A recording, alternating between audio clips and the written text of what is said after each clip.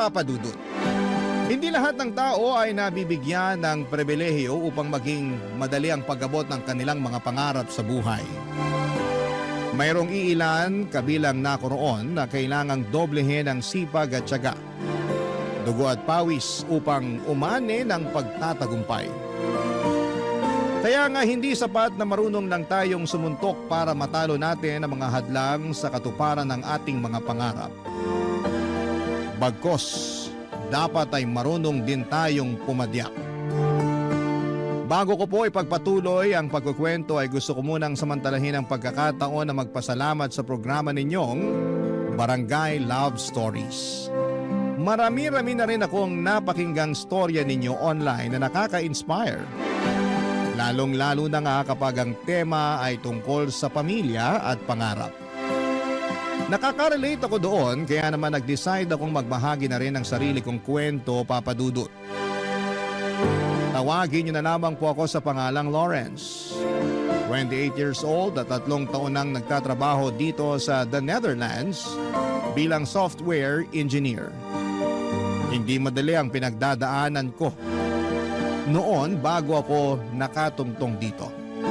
Kaya nga masasabi ko na biggest success and achievement ko talaga ang makapag-ibang bansa at matulungan ang pamilya ko sa Pilipinas. Mahirap lang din kasi kami noong araw. Madalas salat kami sa pagkain kaya naranasan naming magutom. Panganay ako sa 5 magkakapatid at 17 years old pa lamang noon si Nanay Esper nang pinagbuntis niya ako at 18 years old naman siya noong pinanganak ako. Tapos ay naging sunod-sunod ang pagbubuntis at panganganak niya hanggang umabot na kami sa 5. Kaya kahit bata pa ako ay natuto na akong alagaan ng mga kapatid ko at tumayong ama sa kanila, lalo pat walang kakayahan ng aming tatay. Magsisimula ang aking paglalahad noong 18 anyos ako, Papa Dudut. Tubong Antipolo, Rizal ang aming pamilya.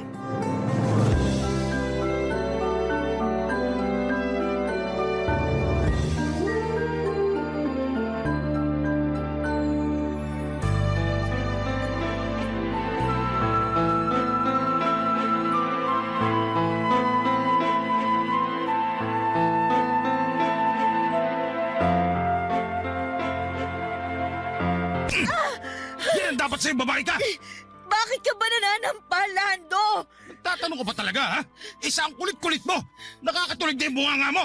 Tinatanong lang naman kita kung nasaan ang sahod mo, nananakit ka na kagad dyan. Di ba sinabi ko na ang wala? Paano wala sahod mo kahapon?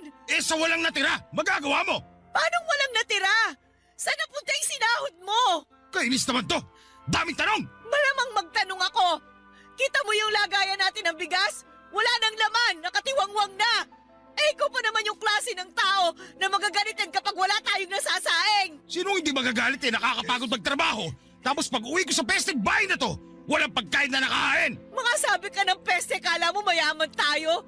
Yung kakapirasong sahod mo, winawaldas mo lang sa kung saan-saan, kaya wala kang maibigay sa pamilya natin. Sigurado ang winaldas ko sa kung saan-saan? Oo, kasi hindi mo nga masabi kung saan napunta eh. Yan ang hirap sa'yo, tamang hinala ka. Hindi ba pwedeng binayad ko lang sa utang ko sa kumpare ko? Kasi naniningil na yung kumag? Binayad daw. Sana nagtira ka pa rin para sa atin. Day off ko naman. Pwede ba patahimikin mo akong babae ka? Bakit ka naninigaw? Nay, tay, nagsisigawan na naman kayo. Nagising ako sa away niyong dalawa eh. Oh, gising na pala tong magaling mong anak. Aba Lawrence, tanghali na oh. Tirik ng araw sa labas. Pero ikaw may panis na laway pa. Tigilan mo nga si Lawrence. Huwag mo siya pagbalingan ng galit mo. At sino gusto mong pagbalingan ko? Ikaw? Sige! Teka, tay, huwag niyo po sasaktan si nanay. Yan kasing nanay mo, masyadong mapapel. Paano ako naging mapapel kung inaawat ang kitang sakta ng anak mo? Nay, huwag na po kayong sumagot para di na magalit si tatay. Oh, makinig ka sa anak mo, Esper. Kanina pa nagagalit yung tatay mo. Akala mo kung sino? Siya na nga tong walang perang maibigay sa akin para sana dito sa bahay. Siya pa tong galit at nananakit. Hindi pa ba sapat yung ingay ng bunganga mo para magalit ako? Hirap sa'yo. Parang hindi mo naririnig sariling boses mo. Kaya hindi ka naiingayan. May karapatan naman po pala si nanay na magbunga nga eh. Wala pala kayong naiabot na sweldo sa kanya kaya siya ganyan. Ano sinabi mo? Narinig niyo naman po yung sinabi ko eh. Tay, Wala na po tayong maisaing. Ubus na yung bigas kahapon pa ng tanghali. Sinubukan namin umutang sa tindahan pero nagalit sa amin yung tindera. Nakiusap lang si nanay kaya pinautang siya. Nangako si nanay na magbabayad siya ngayong araw pagkasahod nyo. Kaya siya nagbubunga nga kasi wala kayo na ibigay na sahod, di wala siyang may pambabayad sa tindahan, lalo magagalit sa amin yung tindera. At bakit ka ganyan magsalita sa akin? Baka nakakalimutan mo tatay mo ako? Hindi ko po nakakalimutan yun. Pero baka kayo po yung nakakalimot na magpakatatay sa pamilyang to. Ah, ganon. Gusto mo rin yata masampal katulad ng nanay mo? Wag na wag mo sasaktan ang anak ko, Lando! At bakit hindi? Bastos siyang anak mo! Tama naman si Lawrence eh! Hindi ka marunong magpakatatay sa pamilya natin, kaya wala kang karapatang mainsulto! Hindi ka pa talaga nadala sa sampal ko? Gusto mo pa yatang dagdagan ko eh! Umalis ka na lang kung mananakit ka! Aalis talaga ako! Umuwi lang naman ako para kumain sana. Pero mukhang wala rin ako mapapala sa pamamahay na to. Kakain ka pa eh, wala na nga kaming makain dito! Eh di sama-sama tayo mamatay sa gutom! Peste buhay naman to oh! Ikaw ang peste sa buhay namin! Ako ba talaga? Ako pa, Esper? Oo, ikaw! Sino pa ba sa tingin mo? Ako? Yung anak mo? Malamang ikaw! Ay, pinagtutulungan niyo talaga ako, no? Ewan ko sa inyo! Papadudot, hindi na bago sa akin ang eksena kung saan ay nag-aaway ang mga magulang ko ng dahil sa pera. Bata pa lamang ako ay gano'n na sila, papadudot. Akala ko ay masasanay na ako pero naririndi pa rin ako sa tuwing nagbabangayan sila. Minsan kampi ako kay tatay kasi nakakabinging manermon si nanay. Pero madalas ay kumakampi ako sa nanay ko dahil totoo naman ang lahat ng mga sinasabi niya tungkol sa tatay namin. Mabisyo kasi ito at magastos. Kaya laging kulang o minsan ay wala pa itong naibibigay na pera para pang gastos namin sa bahay. Nagtatrabaho sa talyer bilang mekaniko ang tatay ko, papadudot. Si nanay naman ay taong bahay. Gustuhin man niyang tumulong kay tatay sa pagtatrabaho ay hindi na siya magkanda o gaga sa pag-aasikaso sa aming magkakapatid. Noong lumaki na kami ay tumanggap ng labahin si nanay para naman may pinagkakakitaan siya. Pero hindi yun regular at kung meron lamang nagpapalaba. Sinamahan na rin niya ng pamamalantya or pagkaplantsa para may dagdag kita. May mga pagkakataon na kapag nagagalit si nanay sa amin ay lagi niyang bukang bibig na sana'y hindi na lamang niya kami pinanganak. Aaminin ko sa inyo, papadudot, na nagtatampo ako nung bata ako kapag napapakinggan ko yon sa kanya. Pero habang tumatanda ako, na-realize ko na biktima lang din ng sitwasyon ng nanay namin. 9 na taon ang tanda sa kanya ni tatay at bata pa rin siya noong nagbuntis at nanganak. At pinilit magpakananay sa amin. Simula noon ay sinisi ko na si tatay kung bakit dinamay niya kami sa pagiging miserable ng buhay niya. Ayaw kasi ng mga magulang ni nanay at ayaw nila kay tatay dahil wala raw itong direksyon sa buhay at kontento na lamang sa pagiging mekaniko. Habang hindi naman masama yung trabaho niya, iba pa rin kapag may pangarap ka para sa pamilya mo. Kaya nga noong nabuntis si nanay, tinakwil siya ng mga magulang niya kaya sumama na lamang siya kay tatay at nagpakalayo-layo. Minsan bago ako matulog sa gabi ay hiniling ko na kung pwedeng maulit ang nakaraan. Sana hindi na lang nagkakilala sina nanay at tatay kahit na ibig sabihin noon ay hindi na kami pinanganak. Mahal na mahal ko si nanay dahil kapag hindi naman siya galit sa amin at sa sitwasyon ng buhay namin, ay pinaparamdam naman niya na mahalaga kami sa kanya. Lagi niyang sinasabi sa amin, papadudot, na kami raw ang kayamanan niya sa buhay. Kaya nga masakit sa akin kapag nakikita ko siyang umiiyak. Kahit patagon ang dahil kay tatay, papadudot.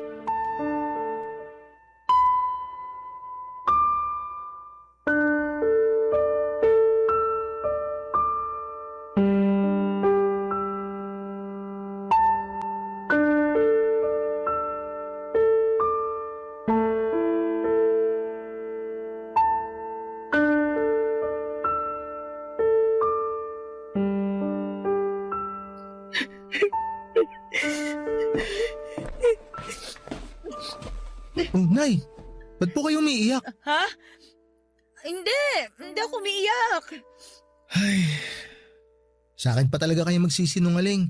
Kitang-kita yung pamumulan ng mga mata nyo. Halatang halata na galing kayo sa iyak.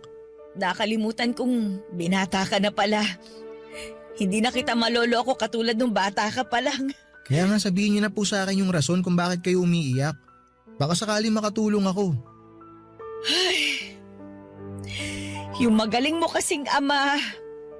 Naalaman ko sa mga tsismosa nating kapitbahay na may nilalanding ibang babae.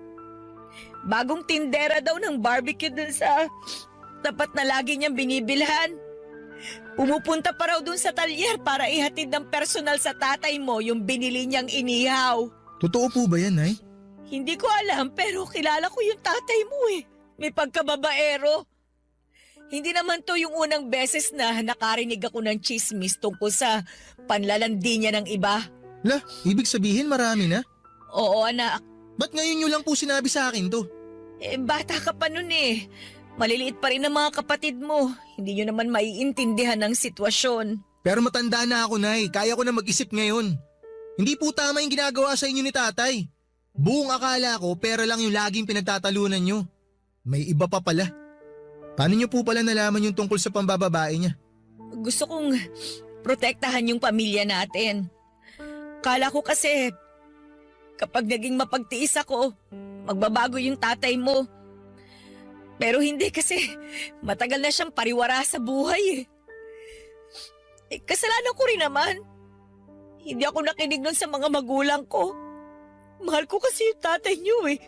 Kaya pinili ko siya kaysa sa sarili kong pamilya. Sorry po, Nay ah. Kasi kailangan nyo pong maranasan yung ganitong sitwasyon. Bakit ka ba nagsosorry? Hindi naman ako nagsisisi kasi nagkaroon ako ng mga anak na katulad ninyo. Lalong-lalo ka na. Mabait ka, masunurin. Tsaka maaasahan ko nang magbantay sa mga kapatid mo. Bukod doon, matalino ka rin. Mana sa'yo yung mga kapatid mo. Kung may pinagsisisihan man ako, yun yung natiis kong makisama dyan sa tatay ninyo. Kahit na wala na siyang ginawa kundi saktan yung loob ko. Namimisikal din po siya. Oo nga. Pati nga kayo dinadamay niya eh. Hindi man lang siya naawa sa inyo. Lalo na sa'yo anak. Yun nga rin po yung iniisip ko kasi hindi naman ganun yung mga tatay ng mga kaklase ko. Naiinggit tuloy ako sa kanila kasi ang babait ng mga tatay nila. Alam ko naman na walang perpektong tao at walang perpektong pamilya. Pero lahat ng pinagdadaanan nila, nalalagpasan kasi nadadaan nila sa maayos na usapan. Hindi katulad ni tatay. Walang alam kundi magalit at manigaw. Mahilig din siya manisi. Akala mo wala siyang kasalanan sa nangyayaring kamalasan at kahirapan sa buhay natin. Ganun po ba talaga ugali niya? Nung nagkakilala kami ni Lando, pansin ko na medyo mainitin ang ulo niya. Mainipin din siya. Pero akala ko mawawala rin yun at magbabago siya pagtagal. Kaso parang lumala eh. Ay, pasensya na kayo ng mga kapatid mo anak ha. Kasi nagkaroon kayo ng tatay na hindi marunong magpakatatay sa pamilya natin. Kung pwede ko lang sana piliin kung sino magiging tatay ninyo. Hindi ko nagugustuhin makisama sa tatay ninyo eh. Maghahanap talaga ako nung responsable, mabait at marunong magdala ng pamilya. Sa tingin ko na hindi naman na po namin kailangan ng bagong tatay. Kasi kontento na kami ng mga kapatid ko sa inyo, Nay. Pero mahirap lang tayo eh. Tsaka wala rin masyadong alam ang nanay ninyo. Lagi nga ako naloloko pag sinusuklian sa palengke kasi madali ako mataranta kapag maraming tao. Nakakahiya. Tumanda na lang akong ganito. Pero para po sa amin, kayo ang pinaka the best na nanay. Di nyo naman po kailangan maging perpekto para matawag na the best eh. Nay, pangako ko po sa inyo mag-aaral po ako ng mabuti. Para pagdating ng panahon magkaroon ako ng magandang trabaho. Tsaka pag nagkaroon na ako ng magandang trabaho, tutulungan ko kayo na iahon yung pamilya natin sa kahirapan. Gagawin ko po yun, Nay, kahit wala si tatay. Hindi po namin kailangan si tatay para magkaroon ng inspirasyon. Kayo lang po, Nay. Sapat na sa amin yun. Papadudot kung gaano ko kamahal ang nanay ko. Kabaligtaran naman noon ang nararamdaman ko sa tatay ko. Galit ako sa kanya dahil hindi na nga siya mabuting ehemplo sa aming magkakapatid. Lagi pa niyang sinasaktan si nanay. At mas nadagdagan lang ang galit ko sa kanya nang malaman ko nga ang tungkol sa pambababae niya. Ang kapal ng mukhang humanap ng iba samantalang pamilyadong tao na. Grabe ang inis ko noon sa kanya na para bang gusto ko siyang suntukin sa pagmumukha niya kapag umuwi siya sa bahay. Pero ang totoo ay takot talaga ako sa tatay ko. Kahit na gustong gusto ko siyang sagot-sagutin. Iniiwasan ko dahil ayoko na ulit maulit yung mga pambubugbog niya sa akin na damay pati mga nakababata kong kapatid. Patpatin kasi ako at mahina kumpara sa tatay kong malakas. Wala talaga akong binatbat sa kanya. Sa katunayan, noong huling beses na ginulpi niya ako ay kamuntikan na akong maospital. Nasagot ko kasi siya ng pamalang dahil inaaway na naman niya si nanay. Buti na lamang at naawat siya ng nanay ko dahil kung hindi baka tuluyan na akong nabaldado noon, Papa Dudut. Barangay Love Stories. Barangay Love Stories. Papa Dudut, dahil po sa pambababae ni tatay, dumalang na lamang ang pag-uwi niya sa bahay namin. Kahit na masakit kay nanay, tinanggap na lamang niya ang kalokohan ng tatay namin. Natutuhan niyang tumahan sa pag-iyak at bumangon mula sa pagkakalugmok dahil meron siyang mga anak na kailangang buhayin. At ako naman, Papa Dudut, bilang panganay, ang kasakasama ni nanay sa paghahanap ng trabaho na pwede niyang pagkakitaan para may pambili kami ng pagkain. Nandun yung namasukan siya bilang tagahugas ng pinggan sa kantin, tendera ng balot, tauhan sa laundry shop at kung ano-ano pa. Pero may ugali si nanay na ayaw nangangamuhan kaya hindi rin siya nagtatagal sa mga pinagtatrabahuhan niya. Mabilis na nagdaan ang 1 taon na ganon ang aming sistema. Ako naman ay nagtatrabaho na rin noon habang nag-aaral. Nasa college na ako noon at kumukuha ng kursong BS in Information Technology. Buti na lamang at scholar ako dahil magastos ang kurso ko. Pero pangarap ko talagang makapagtapos at mabigyan ng karangalan ng pamilya namin. Kaya nga kasabay noon ang pag-working student ko. Bale, sumasideline ako bilang tagaluto ng sisig at dinakdakan sa isang fast food stall tuwing gabi. Kakilala ni nanay yung may-ari at gusto raw makatulong sa pamilya namin. Kaya pinayagan akong rumakit sa tindahan nila. Thankful ako dahil kahit papaano ay katulong na ako ng nanay ko sa pagtatrabaho. Isang araw, pauwi na ako noong galing sa eskwelahan nang sinurpresa ako ng nanay ko. Sakay ng isang padyak o pedicab. At hindi lang siya basta pasahero doon, kundi siya mismo ang nagmamaneho.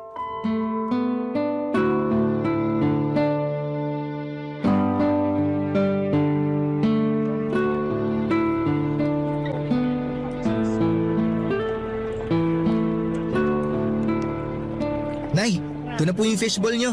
Salamat, nak. Kain muna tayo. Gutom na ako eh. Sige Nay, kain lang kayo. Astig talaga nitong pedicab. Kanino pala to, Nay? Sa akin. Sa inyo? Oo. Binenta sa akin ni Mang Nicanor. Nakatambak lang kasi sa garahe nila eh. Binili ko na. Ayos pa naman. Naisip ko, gagamitin ko sa pamamasada. Magpe-pedicab driver po kayo? Oo, eh bakit naman hindi? Kaya ko yun. Kaso di ba panlalaking trabaho yun? Baka mahirapan kayo, Nay. At bakit naman ako mahihirapan? Eh pipidan lang naman ako. Tingnan mo, nakarating nga ako rito sa eskwelahan mo para sunduin ka't ibida sa'yo tong pedicab na binili ko. Ang ganda, no? Opo, maganda nga po. Tingnan mo, nak. Oh, nilagyan ko ng picture nyo ng mga kapatid mo. Para kapag napapagod ako eh. Titingnan ko lang yan. Gagaan na ulit ang pakiramdam ko. Nak, si nanay ng bola pa. Pero Nay, seryoso. Sigurado kayo ha, kaya nyo talaga mag-pedicab? Aba, oo naman. Palagay mo sa nanay mo, uugod-ugod na. Hoy, 37 anyos pa lang ako, ano? Alam ko naman po yun, pero nag-aalala pa rin ako sa inyo eh. Parang mas magaan pa yung dating yung trabaho sa laundry shop kesa sa pagpasada. At least dun, Nay, hindi kayo naiinitan. Hindi nga pero lagi namang mainit ang ulo ng bisor namin. Kala mo talaga kung sinong tagapagmana ng laundry shop na yon. Ang sama na ugali. Tapos wala pang galang sa akin mas matanda ako sa kanya. Ah, talaga po? Kaya ba umalis kayo dun? Oo, kasi hindi ko na talaga matagalan ng ugali. Ayoko naman patulan, baka masakal ko. Si Nanay talaga. Biro lang. Hindi ako nananakal, no? Hindi ko nga nasakal ang tatay mo kahit gustong gusto ko na eh. Pero matagal-tagal ko na rin kasing pinag-iisipan na umalis doon. Sakto, nakapag-ipon naman ako ng kaunting pera at yun nga yung pinambili ko nitong pedicab. Ibang klase po talaga kayo. Hanga ako sa inyo kasi ang sipag-sipag nyo, Nay. Hindi pwedeng tumigil sa pagtatrabaho dahil ako na ngayon ang nanay at tatay sa bahay natin. Pero buti na lang din at nandiyan ka anak. Tinutulungan mo ko kaya gumagaan yung buhay natin. Late nga lang po na itutulong ko sa inyo kasi nag-aaral pa ako. Pero kung hihinto po ako sa pag-aaral, makakahanap po ako ng full-time na trabaho. Ano ka ba? Yung ibang ang kaedad mo hindi pinagtatrabaho ng mga magulang nila eh. Pero ikaw, nagbabanat ka na ng buto habang nag-aaral. Ayoko nga sana na pagtrabahuhin ka. Pero gusto mo naman. Kaya pinagbigyan na kita. At malaking tulong talaga yon para sa pamilya natin, anak. Walang kaso kahit magkano pa yung kinikita mo. Hindi naman ako naghahangad ng malaki tsaka may trabaho naman ako eh. Gusto ko, unahin mo pa rin ang pag-aaral mo para makapagtapos ka. Alam mo naman na pangarap ko yan sa inyong magkakapatid, di ba? Opo, Nay. Kaya nga po nagsisikap ako para mabigyan kayo ng karangalan. Naniniwala ako sa kakayahan mo kasi matalino ka eh. Pero wag mo rin naman masyadong pilitin ang sarili mo ha. Balita ko kasi mas mahirap daw sa kolehiyo eh. Hindi naman ako nakatungtong dyan kaya hindi ko masabi. Pero base lang naman sa kwento ng mga kakilala kong may mga anak na nasa kolehiyo katulad mo. Kaya nga ang payo ko lang, ayos na sa akin kung ano yung makayanan mo. Basta tapusin mo yung pag-aaral mo. Kasi alam mo anak, wala naman akong kayamanan na pwedeng ipamana sa inyo bukod sa edukasyon. Tatandaan ko po lahat ng mga payo niyo sa akin. Dapat lang. Kasi para sa'yo rin yun. Oh, teka, ubus mo na ba yung fishball mo? Opo, kauubos ko lang. Tara na, sakay na. Dadaan pa tayo sa palengke para bumili ng bigas at ulam. Meron akong kaunting kinita mula sa pamamasada kanina Makakabili tayo ng fried chicken. Sige po. Gusto niyo, Nay? Ako na po magmamaneho? Kayang-kaya ko to. Ako na, kaya ko na ito. Umupo ka na lang dyan at mag-relax ka. Nay, salamat po talaga kasi nandyan kayo para sa aming magkakapatid. Ano ka ba? Hindi naman ako mawawala, katulad ng tatay mo.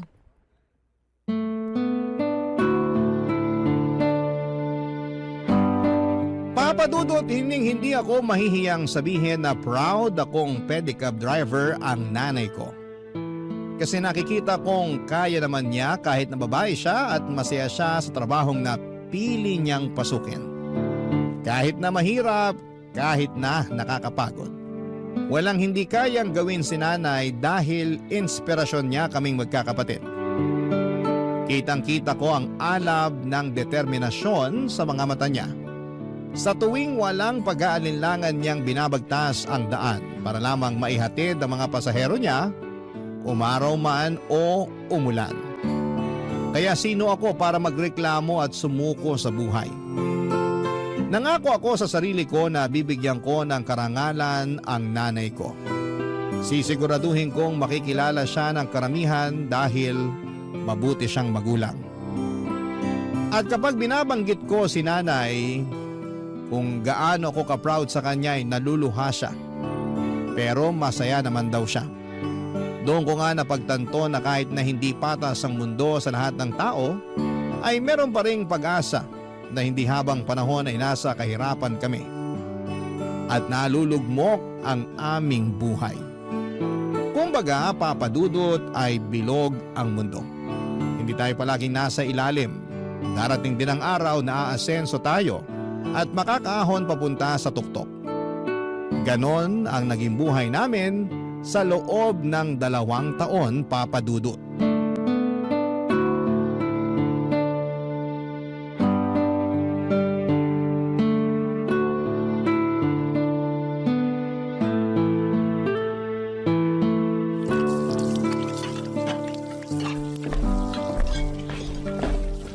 Nay, ako na po maghuhugas ng pinggan.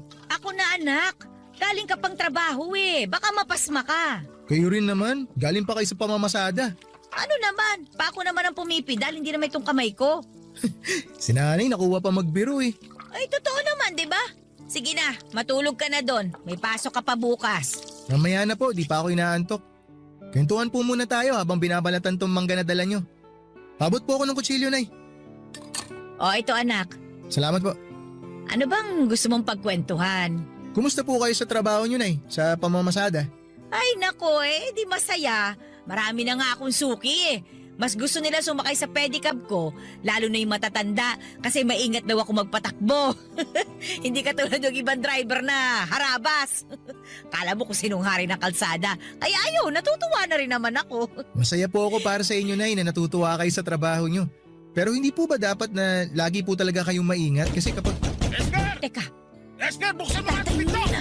Ako na po magbubukas ng pinto, Nay. Sandali, baka kung anong gawin niya sa'yo. O, Tay, ano pong ginagawa nyo rito? Oh, yung magaling ko palang anak to. Sagutin nyo yung tanong ko, anong sabing ginagawa nyo rito? Ano ba pakialam mo? Kakausapin ko nanay mo. Tumabi ka nga dyan sa daanan. Parang harang ka. Aray! Esther! Ano bang kailangan mo, Lando? Nabalitaan ko, nagpapadya ka na raw ah. O ano naman ngayon sa'yo? Aba, porke kumikita ka na ng sarili mong pera, niyayabangan mo na ako? Hindi kita niyayabangan. Tsaka bakit ka ba nandito? At bakit hindi? Masama na bang umuwi sa sarili ko pamamahay? 3 taon kang hindi umuwi sa bahay na to kasi pinili mo yung babae mo. Tapos magtatanong ka kung masama bang umuwi ka rito? Paano ko sabihin kung oo? Hindi ko akalain na tumapang-tapangan na rin sa 3 taon na wala ako rito ah. Dati-rati takot na takot ka sa akin eh. Hindi na ako takot sa'yo ngayon. Naranasan na namin na pabayaan mo. Nabuhay naman kami nang wala ka.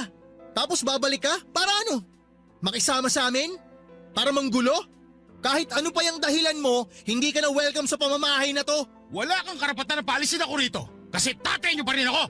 Wala na kaming tatay. Matagal na kayong patay para sa amin. Anong sinabi mo? Baka gusto mo makatikin na suto ko. Sige, subukan mo. Akala mo yata hindi ako gaganti sa'yo eh. Aba, matapa ka na nga talaga. Lando! Loris, tumigil nga kayo! Tuturuan ko lang ng leksyon to anak mo. Napakahayop mo talaga, Lando! Ang kapal na mukha mo, saktan ng anak ko! Masyado kasi siyang pakilamero. Sira ulo ka pala eh! Pumunta ka lang talaga dito para manggulo! Umalis ka na! Matapang ka na rin ha. Huli ka rito para masakal kita. Bitiwan mo si nanay! Bitiwan mo ako! Hindi ako Hindi mo makailan. bibitiwan si nanay? Hindi ka pa rin kasi nagbabago. Bitiwan mo! Masyado ko pa rin madaldal. Bitiwan mo yung hawak mong kutsilyo! Kasi sumusobra na itong taong to eh! Huwag mo akong subukan dahil kayang-kaya kita saktan! Kaya umalis ka na dito sa bahay namin! Kapal na mukha mo magpakita dito! Ayan na. Binitiwan ko na nanay mo. Bitiwan mo na rin ako, Chilo anak. Baka madulas ka, maisaksak mo sa akin yan. Pagkatapos mo kaming iwan, babalik ka na lang ng ganon? Kapal na mukha mo! Kampun ka ng demonyo! Tapos mananakit ka pa at manggugulo dito? Mabuti pa umalis ka na! Bumalik ka doon sa pinanggalingan mo! Umalis ka na, Lando! Ayaw ka na naming makita at makasama ng mga anak mo! Hoy! Bibilang ako ng 3! Dapat nakalabas ka na ng pinto ng bahay na to! Di ako nagbibiro sa'yo, sasaktan talaga kita! 1! 2! Ito na nga lalabas na. Mga linti kayo. Magsama-sama kayo sa impyernong lugar na to. Dahil pa sinasabi! Malis ka na!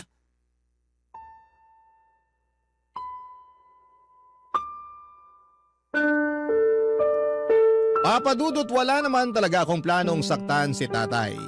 Gusto ko lamang siyang takutin dahil sumusobra na siya. Hindi namin akalain na uuwi siya ng gabing yon at gulat na gulat kami nila nanay na parabang nakakita kami ng bangkay na muling nabuhay. Pero ang mas lalong nagpatindig ng aming mga balahibo ay ang kakapalan ng mukha ng tatay namin na umuwing nakakainom. Wala sa katinuan at manggulo. Simula kasi nang umalis siya sa amin, 3 taon nang nakakalipas ay wala na kaming naging balita pa sa kanya. Kung may naririnig mang kaming sabi-sabi tungkol sa kinakaroonan niya, ay wala na rin kaming masyadong pakialam. Total ay ginusto niyang umalis at iwanan kami kaya dapat ay panindigan niya ang desisyon niyang yon.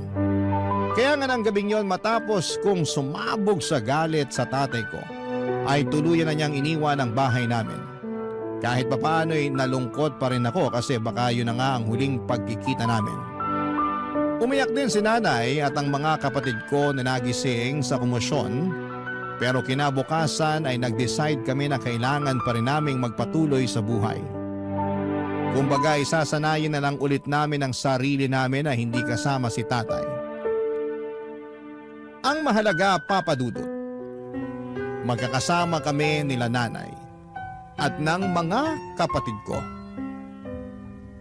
Para sa akin, para sa amin, yun na ang pinaka mahalaga. Barangay Love Stories. Barangay Love Stories. Papadudot, nabalitaan din pala namin na tumira si tatay sa kabilang barangay lang kasama yung babaeng pinalit niya kay nanay. Sa katunayan ay may mga anak na sila at bumalik siya sa pagtatrabaho sa talyan. Umalis kasi siya noong unang taon na umalis na papadudot na hindi na siya masaya at epektibo sa kanyang trabaho. Yun pala ay nandun siya sa babae niya sa Bulacan. Pero wala na kaming pakialam sa kanya at sa buhay na pinili niya nang hindi kami kasama. Galit pa rin ako sa tatay ko at kung minsan ay naiisip ko na kapag nakasalubong ko siya sa daanan ay baka masuntok ko siya ng kaliwat kanan sa mukha nito.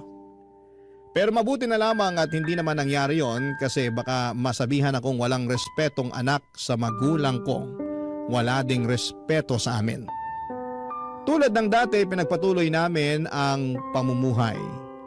Kapag hindi ako naka-duty sa food stall at kapag wala kaming klase sa araw, ako ang nagpapadyak para naman makapagpahinga si nanay.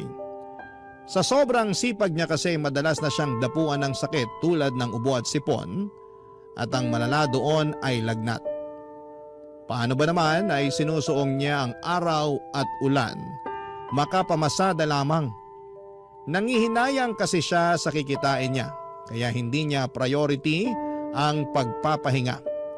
Bukod doon ay marami pa rin kasi kaming utang na binabayaran. Halimbawa noon ay yung sa tindahan, Papa Dudut.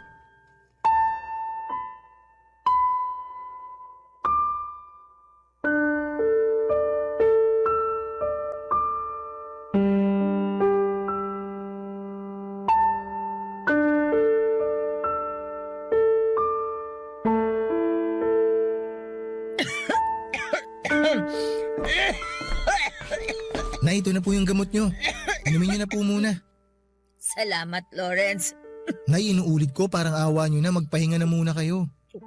Buong araw nang masama yung pakiramdam nyo tapos gusto nyo pa talagang lumabas kanina para mamasada. Huwag ka na masyadong mag-alala sa akin, anak. Ayoko lang talagang magpahinga kasi sayang yung kikitain ko eh. Kung nakapamasada lang sana ako ngayon, may pandagdag tayo sa pambili ng cake ng kapatid mo sa birthday niya sa Martes. Ibang klase talaga kayo, Nay. May sakit na nga po kayo, kami pa rin talaga ang iniisip nyo. Eh, syempre naman. Sino pa bang iisipin ko eh? Kayo yung mga anak ko. Tsaka, nangako ako sa kapatid mo na bibilang ko siya ng cake. Yung may paborito niyang, yung cartoon character ba yun? Ako na pong bahala sa cake ng kapatid ko. Huwag nyo nang isipin yun. Ang tutukan nyo, yung pagpapagaling nyo. Sige anak. Salamat talaga kasi lagi mo kong sinasalo. Sinasalo po saan? Sa mga pagkukulang ko sa pamilya natin. Sa mga panahon na hindi ko kaya kasi nagkakasakit ako. Pakiramdam ko, wala akong kwentang ina kapag hindi ko nagagawa yung lahat para sa inyo. Ano pong walang kwenta, Nay? Kahit nga po may sakit kayo, ang sipag-sipag nyo pa rin eh. Ayaw nyo yung nakahiga lang. Bumabangon kayo para maghugas ng pinggan imbis na natutulog. Kaya hindi kayo gumagaling kaagad kasi makulit din kayo eh. Masakit kasi sa likod kapag laging nakahiga eh. Tsaka, kaya ko namang maghugas ng pinggan. Yun na nga po, Nay eh. Kasi iniisip nyo na kaya nyo. Kaya nyo inaabuso yung katawan nyo. Oh, bakit ka naman umiiyak, anak? Nalulungkot lang po kasi ako dahil may sakit kayo. Siguro kung hindi po kayo nagpe-pedicab, di kayo magkakasakit ng ganyan eh. Natural lang yun kasi napapagod yung katawan ko. Pero konting pahinga lang naman. Gagaling din naman ako. Pero lagi na lang po kayo may sakit, Nay. Siguro oras na para tumigil po kayo sa pagpe-pedicab nyo. Ano ka mo? Ayoko nga anak. Para rin naman po sa inyo yun. Pag tumigil ako sa pagpe-pedicab, sino na lang magtatrabaho para sa pamilya natin? Sige nga. Ako po. Anong silbi ko sa pamilya natin kung hindi po ako magtatrabaho para tulungan kayo, di ba? Para sa kaalaman mo anak, may silbi ka sa pamilya natin. Gusto ko lang po talagang makatulong, Nanay. Alam ko naman yun. Alam ko yun. Pero kasi nag-aaral ka eh. At wag mong sasabihin sa akin na titigil ka na lang para makapagtrabaho. Wala naman na pong kaso sa akin yun, Nay, kung titigil ako. Para naman po sa pamilya natin yung gagawin ko eh. Kasi, Nay, pag tumigil po ako sa pag-aaral, mas mapagtutuunan ko ng pansin yung pagtatrabaho. Marami kasi ako mga kaklase, Nay, na sinubukan mag-part-time job pero nahirapan sila. Kaya nangyari, tumigil na lang sila sa pag-aaral. Sabi rin ng mga kaibigan ko, Nay, magtatrabaho rin naman ako pagka-graduate ko eh, kaya ba't ko pa patatagalin? Nagsasayang lang daw ako ng panahon sa pag-aaral. Ayoko. Hindi ako papayag. Tsaka, luko-luko yung nagsabi sa'yo na nagsasayang ka lang ng panahon sa pag-aaral. Hindi pagsasayang yon. Dahil pag nakapagtapos ka, mas malayo ang mararating mo. Nay naman. Basta ayoko. Yung pagtatrabaho habang buhay yan. Yung pag-aaral ilang taon lang naman. Nay, payagan niyo na po ako. May lagnat lang naman ako pero gagaling din naman ako. Hindi naman tumalubang sakit para tumigil ako sa pagtatrabaho. Tsaka, konting panahon na lang makakapagtapos ka na sa pag-aaral mo. Ngayon mo pa talaga naisipang huminto? Luko-luko ka pala talagang bata ka eh. Nag-aalala lang naman po ako sa inyo, Nay. Ay, pasensya na po kayo, Nay. Naiinip lang po kasi ako eh. Gusto ko na makatulong sa pamilya natin. Gusto ko na po makatulong sa inyo na mag-provide para hindi naman po kayo nahihirapan na magtrabaho. Naawa na po kasi ako sa inyo eh. Ayaw ko po na may mangyaring masama sa inyo, Nay. Lalo na pumapasada kayo. Nakakatulong ka sa pamilya natin. Ako ang nanay sa ating dalawa. Ako dapat ang magtrabaho ng husto para sa atin. Hindi ikaw, dahil nag-aaral ka pa nga eh. Basta anak, sikapin mo na makapagtapos ka. Ilang taon na lang naman yan. Pasasaan din ba at magbubunga rin yung paghihirap natin kapag nakapagtapos ka na? Sige po, Nay. Pero dapat magpagaling na po kayo ha. Ipangako niyo po sa akin yun. Oo, magpapagaling ako para hindi ka na rin masyado mag-alala dyan. Pangako yan anak. Papadudot nag-usap pa kami ni nanay ng ilang minuto bago siya inantok dahil na rin sa gamot na ininom niya. Nang makatulog na siya ay hinalikan ko ang kanyang noo at umusal ng panalangin sa Diyos na sana'y pagalingin na niya ang nanay ko. Tapos ay saglit kong tinitigan si nanay habang inaalala yung mga pinag-usapan namin. Hindi pa rin siya nagbabago. Kahit na may sakit na siya ay punong-puno pa rin ng pag-asa ang mga mata niya na balang araw ay mapagtatapos niya kaming magkakapatid sa pagpapadyak niya. Kaya nga kahit mahirap, kahit na minsan ay nawawala na ako ng dahilan para tapusin ang pag-aaral ko, ay binabalikan ko lahat ng pinagdaanan namin upang makahanap ng rason kung bakit kailangan kong makapagtapos. Kapag binabalikan ko kung paano kami nagsimula ay nabibigyan ako ng pag-asa upang lalong magsumikap sa aking pag-aaral. Laging sinasabi sa akin ng nanay ko na habang may buhay, may pag-asa. Hindi man yon nakikita ng ating mga mata pero nararamdaman naman yon ng ating puso, lalo na sa tuwing nagdarasal tayo sa Diyos. May pag-asa sa bawat sulok ng maliit naming tahanan. May pag-asa sa mga hikbi ng magulang na nakikiusap sa Panginoon na iligtas ang mga anak nila sa kapahamakan at bingit ng kamatayan.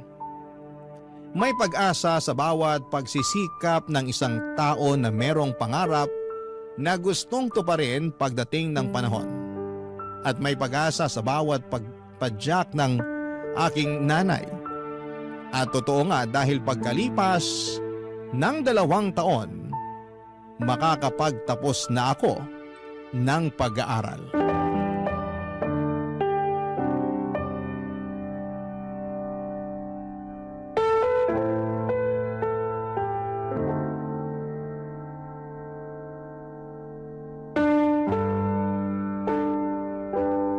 Congratulations, anak! Ay, naku! Masayang-masaya ako kasi nakagraduate ka na! Sa wakas, natupad na yung matagal ko ng pangarap para sa'yo. Yung makapagtapos ng pag-aaral. Naku, anak, pinagmamalaki talaga kita! Hindi ko po matutupad lahat to, Nay, kung hindi po dahil sa inyo. Kaya ipinagmamalaki ko rin po kayo. Ano ka ba naman? Wala naman ako masyadong ginawa. Ikaw pa rin yung nag-aral at nagpakahirap na tapusin yung kurso mo. Ikaw lang talaga yun, anak. Ako wala talagang kaalam-alam dyan. Pero Nay, kayo po at ang mga kapatid ko ang inspirasyon ko para tapusin ko talaga yung pag-aaral ko. Natatandaan ko nga po yung usapan natin, Nay, na gusto ko na sanang sukuan yung pag-aaral ko. Kasi nakikita ko na nahihirapan tayo. Tsaka gustong-gusto ko na pong tumulong sa pamilya natin nun. Buti na lang, kinausap niyo po ako. Kinumbinsi niyo po ako na ipagpatuloy yung pag-aaral ko.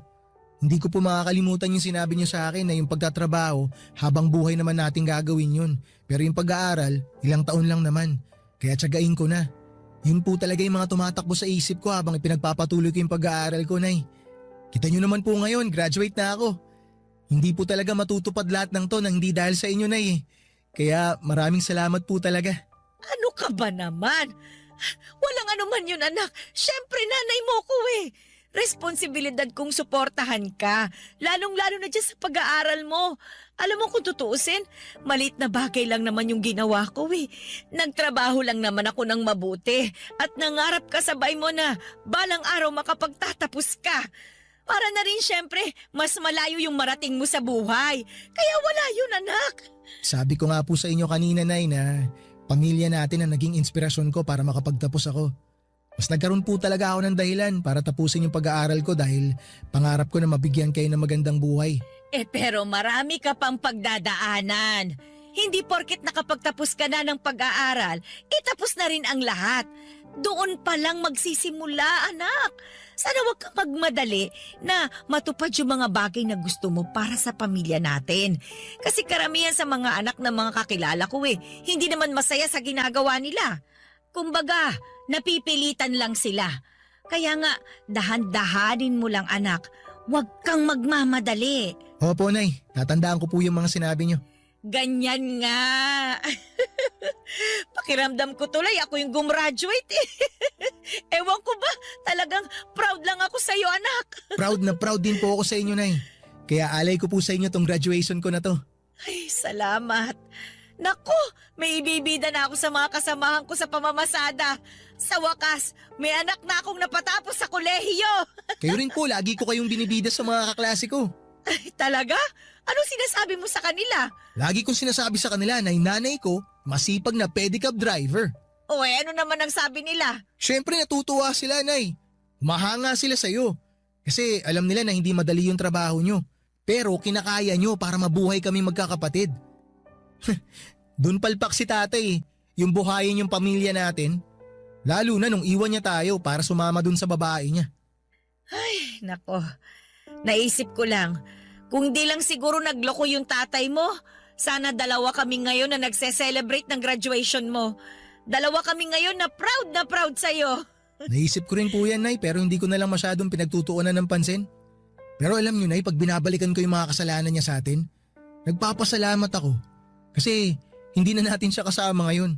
Wala na tayong problema, wala na tayong konsumisyon. Ako rin naman. Lalo na tapos na yung mahabang panahon ng pagpapakatanga ko dyan sa tatay mo at pakikisama sa kanya kahit na lagi niya akong pinahahalik sa kamao niya.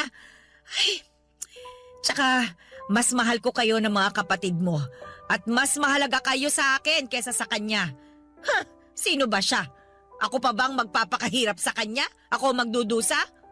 Doon na lang siya sa babae niya. Basta pangako ko po sa inyo, Nay, ito na po ang magiging simula ng pag-asenso natin. Gagawin ko po lahat para maiahon tayo sa hirap. Basta anak, huwag kang magmamadali sa pag-asenso. Kasi hindi naman yan instant na pwede mong makuha agad-agad eh. Lahat ng bagay sa mundo, pinaghihirapan yan at pinagtitiisan. Katulad niyang pag-aaral mo. Ay pinaghirapan mo yan at pinagtiisan. Kaya nagtagumpay ka. Ano, naiintindihan mo ba? Opo, Nay. Mabuti naman. Ay, Nay, teka. Meron pa pala akong isang sorpresa. Ano ba yan, anak? Ito po, sulat. Sulat? Ay sige, akin na. Basahin niyo, Nay. Cum laude? Cum laude ka, anak? Naku naman, ang galing-galing talaga ng anak ko. Mana-mana lang po yan, Nay. Nagmana po ako sa inyo eh. Papa Dudut, proud akong nakapagtapos bilang cum laude at inalay ko ang tagumpay ko na yon sa pinakamamahal kong nanay. Ipinangako ko sa kanya ng araw na tinanggap ko ang aking diploma at medalya na yun na ang simula ng pagbabago ng aming buhay. Bagaman hindi pa rin naman naging madali ang pinagdaanan ko sa paghahanap ng trabaho, hindi ako sumuko dahil pinalaki ako ng nanay ko na palaban at hindi nawawala ng pag-asa. Kaya naman hindi nagtagal ay nakapasok naman ako sa isang private company sa Quezon City. Tumagal din ako ng 1 taon doon bago ako nabigyan ng opportunity na makapagtrabaho abroad, bagay na hindi ko na nga pinalagpas pa. Sa kasalukuyan, kahit na malayo ako sa pamilya ko hanggang ngayon ay pinoprotektahan pa rin ako ng mga panalangin ng nanay ko. Pakiramdam ko ay ligtas ako araw-araw, lagi pa rin naman akong tumatawag sa kanila dito sa Pilipinas. Nakapagpundar na kami ng sarili at maayos naming bahay. Nakapagtapos na rin sa pag-aaral ang iba kong mga kapatid. Hindi na nagpapadiyak si nanay dahil meron na siyang pinagkakabalahang food stall. Kung tatanungin ninyo ako kung may balita ako sa tatay namin ay meron kasi nalaman namin na nagkaroon siya ng malubhang sakit sa baga. Tapos walang-wala rin sila ng kinakasama niya. Kaya may nakapagsabi sa akin na lagi raw siyang nakasilip sa dati naming bahay. Naawa naman ako sa sitwasyon niya kaya ako na yung nakipag-communicate sa kanya. Humingi siya ng tawad sa akin noong nagkausap kami sa tawag. Pinatawad ko na rin naman siya kasi ayokong habang buhay magtanim ng galit sa kanya. Nangako rin ako na tutulungan ko siyang magpagamot sa sakit niya. Kaya lang po papadudot nitong nakaraang buwan, noong August 2024 ay tuluyan na rin pong pumanaw ang tatay ko. Hanggang dito na lamang po ang sulat ko, Papa Dudut, at maraming salamat sakaling mapili po ninyong i-ere sa programa ninyong Barangay Love Stories. Sana po ay kinapulutan po ito ng aral at inspirasyon ng mga kabarangay natin, and God bless and more power sa Barangay LS 97.1. Ang inyong forever kapuso at kabarangay, Lawrence.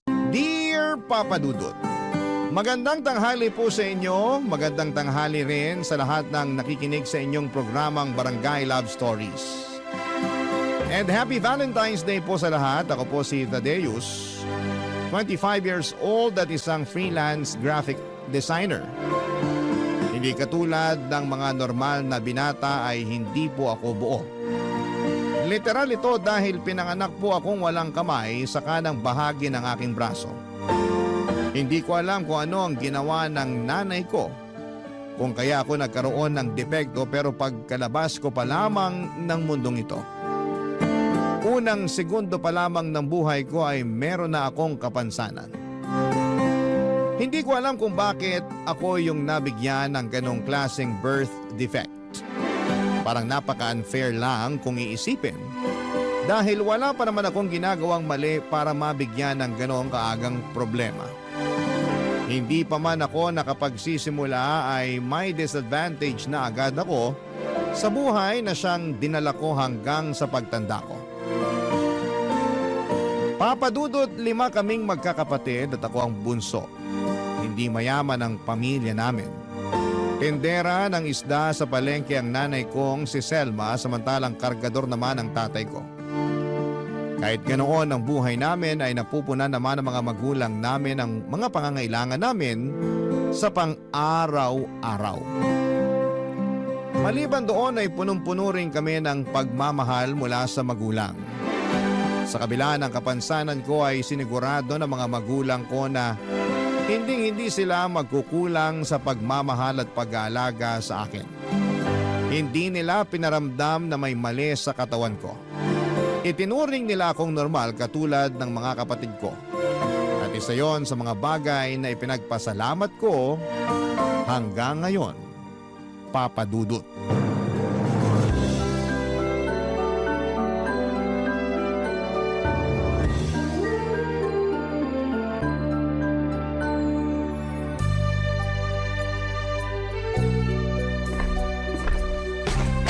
Anak, Tadeus, nasan ka? Nandito po ako sa sala, Nay. Nag-toothbrush ka na ba? Opo, tapos na po. Kanina pa po. O, kunin mo na tong baon mo para makaalis na kayo. Kanina ka pa hinihintay ng mga kapatid mo sa labas. Aalis na yung sundo nyo. Sandali lang po, nagsasapatos pa lang po ako eh. Dalian mo, late ka na sa school nyo.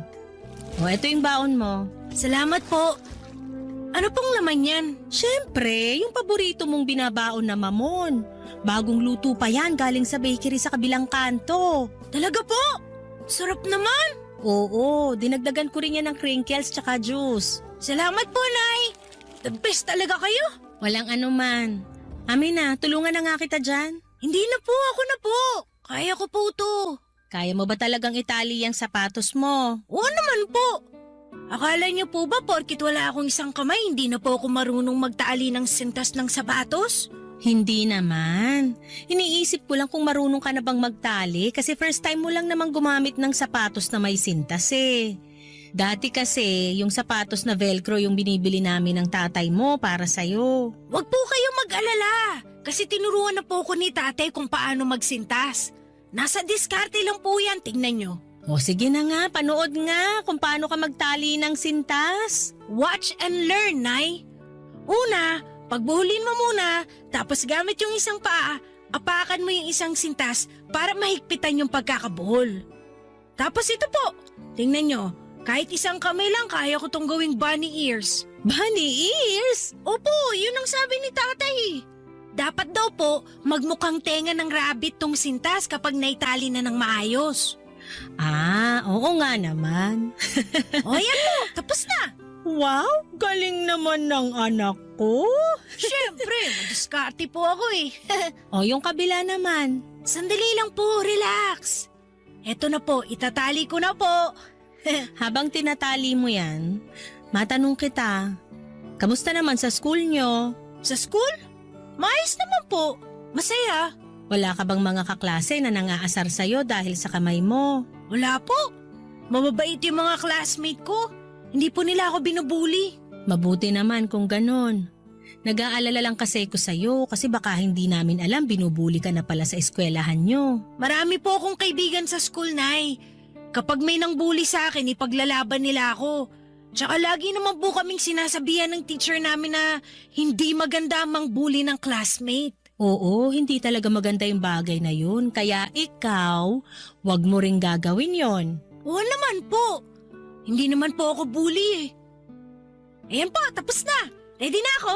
O halika na, naghihintay na yung tricycle na maghahatid sa inyo. Nga pala, Nay, card day po namin bukas. Sabi ni Ma'am, kailangan niya raw po mag-attend para sa PTA meeting. Sige, anong oras ba? Hindi ko pa po alam eh. Itatanong ko po muna kay Ma'am. O sige, ako na lang makikipag-meeting para sa'yo. Tapos yung tatay mo naman ang pupunta sa kapatid mo. Sige po, alis na po ako, Nay. Teka, nasan yung kiss ko? Ay, oo nga po pala. Ikaw ha, bata-bata mo pa nagiging makakalimutin ka na. Hindi naman po, nagmamadali lang. Ito po yung kiss ko. Bye-bye, Nay! Bye-bye, mag-ingat kayo. Pagkatapos ng klase, uwi agad ha. Sabay ka na lang sa mga kapatid mo sa pag-uwi. Baka hindi kayo masundo ng tatay mo ngayon. Sige po! Ubusin mo yung baon mo, ha? Opo, Nay! Love you! I love you po!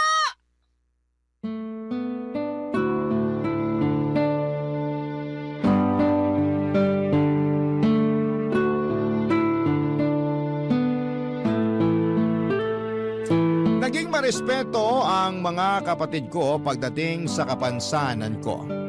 Kahit na nag-aaway kami ay hindi nila ginagamit ang kawalang ko ng kamay para insultuhin ako. Tinuruan kasi sila nila nanay at tatay na igalang ang isang tao anuman ang pagkukulang nila sa katawan. Sa loob ng bahay namin, ramdam na ramdam ko ang pagmamahal at respeto namin sa bawat isa. Kailanman ay hindi nila ako itinuring na kakaiba. Mula sa lolo't lola, mga tito at tita, pati mga pinsan ko ay hindi iba ang naging turing nila sa akin. Walang favoritism sa bahay namin. Pinapagalitan nila ako kung nagkakamali ako at kinakampihan naman nila ako kapag ako ang nasa tama. Kaya naman walang inggitan sa aming magkakapatid. Ito ang dahilan kung bakit sa mga unang taon ng buhay ko ay hindi naman naging problema sa akin ang birth defect ko. Pero ibang usapan na po noong nagbinata na ako. Ibang kwento na noong pumasok ako sa high school. Ito kasi ang parte ng buhay ko kung saan ay maituturing kong pinakamalalang ala-ala ko hanggang sa ngayon. Noong panahon kasing yon ay sobrang lala ng naranasan kong pambubuli mula sa ibang tao. Araw-araw ako ang naging tampulan ng tukso. Hindi lang ng mga kaklase ko kundi pati na rin ng mga teachers ko. Ako ang laging ginagawang punchlines ng ibang teachers namin para lang gawing good mood ang buong klase. Kaya tuloy malakas din ang loob ng mga kaklase ko. Naasa rin ako dahil sa ginagawa ng mga matatanda sa akin. Dahil doon ang self-confidence ko na nabuo noong bata ako. Dahil sa suporta ng pamilya ko ay nawala na.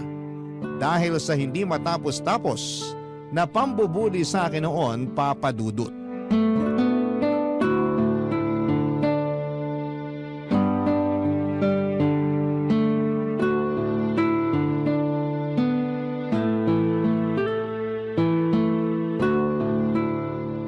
Nay, hindi nyo na po kailangan maghanda ng baon ko. Sa labas na lang po ako bibili ng pagkain. Hindi. Magbaon ka para makatipid tayo. Ang dami ko na pong bit-bit eh. Hindi ko na po kayang hawakan yan. Nung bata ka, gustong-gusto mong pinaghahanda kita ng baon mo. Ngayon ayaw mo na? Nay, hindi na po kasi ako bata. Para sa akin, bata ka pa rin. Kahit 30 ka na o 50, bunso pa rin ang tingin ko sa'yo. Hindi na magbabago yon. Ay, sige na nga po. Hintayin ko na yung baon ko.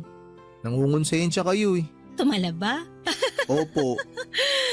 Mabilis lang to. Tsaka mamaya pa naman yung klase mo, di ba? Ba't ka ba nagmamadali? May dadaanan pa po kasi ako. Bibili ako ng bond paper para sa research namin. Ah, ganun ba? Nay, nakita niyo po ba yung hoodie ko? Anong hoodie ba? Yung puti? Ang dami mo kasing hoodie eh. Yung dilaw po na may black na lining. Nasa sofa yata. Bakit ka mag-hoodie? Ang init-init kaya. Yun po uso ngayon eh. Kayong mga kabataan talaga kung ano-ano ang sinusuot. Tirik na tirik ang araw pero naka-hoodie. Mas lalo ka lang aasim niyan kasi pagpapawisan ka. Hayaan niyo na po. Sayang naman yung mga hoodie ko kung hindi ko gagamitin. Kung bakit kasi ang hilig mo sa hoodie. Mas maganda yung ipakita mo yung mukha mo. Sayang lang ang itsura mo kapag lagi kang nakatalukbong. Mas confident po kasi ako pag nakasuot ako ng hoodie. Bakit naman? Para pwede ko pong itago yung mukha ko kapag pinagtitinginan ako ng mga tao. Isa pa kapag naka-hoodie ako, madali lang itago tong kapansanan ko. Anak, hindi mo dapat ikahiya yung kapansanan mo kasi hindi mo naman kasalanan na naging ganyan ka eh. Binigay yan sa'yo ng Diyos kasi alam niyang kaya mong dalhin kung ano man ang meron ka. Wala nga siyang binigay na kamay sa akin eh. Ikaw talaga. Kaya naman pala ang hilig-hilig mong mamili ng hoodie. Sa loob ng 1 linggo, ilang hoodie ang nasusuot mo? Para po iba kada araw yung suot ko. Kaya palang dami kong labahin eh. Hayaan niyo na po, simula ngayon ako na po maglalaban ng mga damit ko. Wag na, trabaho ko yan bilang nanay. Tsaka exercise ko na yung paglalaba. Tingnan mo, ang laki na ng muscles ko oh. Pasensya na po kayo, Nay, kung puro malalaki po yung mga damit ko. Wala yun. Hindi naman sa pinagbabawalan kitang mag-hoodie. Isuot mo kung anumang damit ang gusto mong isuot. Pero ang akin lang naman, hindi mo kailangang magtago sa likod ng mga damit mo. Ang gwapo mong bata! Huwag mong hayaang hilahin ka pababa ng kapansanan mo. Ang hirap lang po kasing makipagsabayan sa mga taong kompleto yung parte ng katawan nila eh. Minsan, hindi ko talaga maiwasang makaramdam ng insecurity. Naiinggit kasi ako sa kanila. Mayroon silang 2 kamay, samantalang ako, pinagkaitan ng isa. Kahit naman iisa lang kamay mo, nagagawa mo pa rin naman kung ano yung mga nagagawa ng normal na tao eh. Wala ka namang pinagkaiba sa kanila. Mas marunong ka nga sa iba eh. Tama naman po kayo, Nay, pero syempre, hindi pa rin maiwasan ng iba na hanapin kung ano yung wala sa akin. Nakakapagod na rin mag-explain sa mga tao kung bakit wala akong kamay. Kung pwede lang sanang i-record na lang yung kwento ko para kapag may nagtanong, isisend ko na lang sa kanila yung explanation. Mausisa lang talaga ang mga tao, nak. Wala namang masama kung magtanong sila eh. Ang mahalaga, magalang sila sa pagtatanong. Yung iba po, oo, pero karamihan medyo masakit sila magsalita. Sila yung mga taong dapat mong iwasan. Mas maganda na yung lumayo ka sa mga taong walang matinong bunganga para iwas gulo na rin. Yun na nga po yung ginagawa ko kaya ako naka-hoodie. Niiwasan ko na lang lahat para maging tahimik ang buhay ko. Ay, sige na, kunin mo na tong baon mo. Yung hoodie mo nandun sa sala, sa may sofa. Salamat po. Mauna na ako, Nay. Sige, mag-ingat ka. Uwi agad pagkatapos ng klase ha. Huwag nang maglakwatsa. Opo. Madali lang para sa ibang tao na sabihin or sabihan ako na huwag na lang pansinin ang mga taong ginagawa kong katatawanan. Maging confident na lamang daw ako sa kung ano ang meron ako at huwag ko raw ikakahiya ang mga pagkukulang ko. Pero hindi kasi nila nararanasan ang mga bagay na pinagdadaanan ko sa araw-araw. Kaya hindi nila alam kung ano ang pakiramdam ng taong may kakulangan. Tuwing naglalakad ako sa kalsada o di kaya ay nakasakay sa jeep. Maraming tao ang nakatitig sa akin, Papa Dudut. Tinitignan nila ako dahil sa may kung anong kakaiba sa akin dahil sa nawawala kong kamay. Wala man silang sinasabi ay alam kong dalawa lang ang iniisip nila. Either naaawa sila sa akin o kaya't nagtataka kung bakit wala akong kamay. Kapag pinagtitinginan ako ng mga tao ay mas lalo akong nanliliit, Papa Dudut. Para akong display sa museum na inaaral ng bawat taong nakakasalubong ko. Naging mahiyain ako dahil sa kapansanan ko at simula noon. Hanggat maaari ay umiiwas ako sa mga matataong lugar. Mas gusto ko na lamang mapag-isa kesa makita ang mga mapanghusgang pagmumukha ng mga tao sa paligid ko. Kung pambubuli ang pangunahing kong problema nung nag-aaral pa lamang ako, sa pagtanda ko ay mas lumala pa ang mga suliranin ko sa buhay. Nahirapan akong maghanap ng pag-ibig dahil alam kong hindi ako perpekto. Papa Dudut, napakahirap pong makipagtunggali sa mga kalalakihan na mas buo at mas mataas ang confidence. Kaya naman di na ako umasa noon na may babae pang magkakagusto sa akin ng mga panahong yon, Papa Dudut. Barangay Love Stories. Barangay Love Stories. Out of place. Yan ang pakiramdam ko nung bata pa lamang ako. Feeling ko ay hindi ako parte ng mundong ito dahil sa kapansanan ko. Pagkatapos ko ng college ay nahirapan ako makahanap ng trabaho dahil sa kawalan ko ng kamay. Sabi nila, magiging pabigat lamang ako sa trabaho dahil hindi ako kumpleto lalo na sa mga trabahong nangangailangan ng labor. Para kumita kahit nakapagtapos naman ay wala akong ibang choice kundi ang kunin kung ano ang available. Wala akong permanenteng trabaho noon, Papa Dudut, at para kumita ay kung ano-ano ang mga trabahong kaya kong tanggapin. Kahit maliit ang sweldo ay kinakagat ko. Maliban sa pahirapang makahanap ng trabaho, isa rin po sa mga nahirapan ako ay ang paghahanap ng pag-ibig. Siyempre tao lang din naman ako. Ang puso, may puso rin ako na marunong umibig pero dahil sa kakulangan ko, ay natatakot akong lumapit sa mga babae at makipagkilala dahil alam kong sa huli ay tatanggihan nila ang isang katulad ko. May mga kababaihan din naman akong natitipuhan noon pero hanggang sa malayong tingin na lamang ako dahil nahiya ako makipagkaibigan sa kanila. Pero May isang babae ako noong sobrang nagustuhan na lakas loob kong niligawan, Papa Dudut. Sa kasamaang palad ay nireject niya ako. Masakit ma-reject. Pero ang mas masakit pa dito ay noong sinampal niya. Sinampal niya ako ng katotohanan. Na wala na raw babaeng magkakagusto sa akin dahil kulang-kulang daw ako. Wala daw bababa sa level ko. Lalo na kung wala naman daw akong ibang may offer sa kanila. Ang mga salitang yon ay parang kutsilyong umukit sa aking kaisipan. Kaya naman simula noon ay hindi ko na sinubukang manligaw pa, Papa Dudut.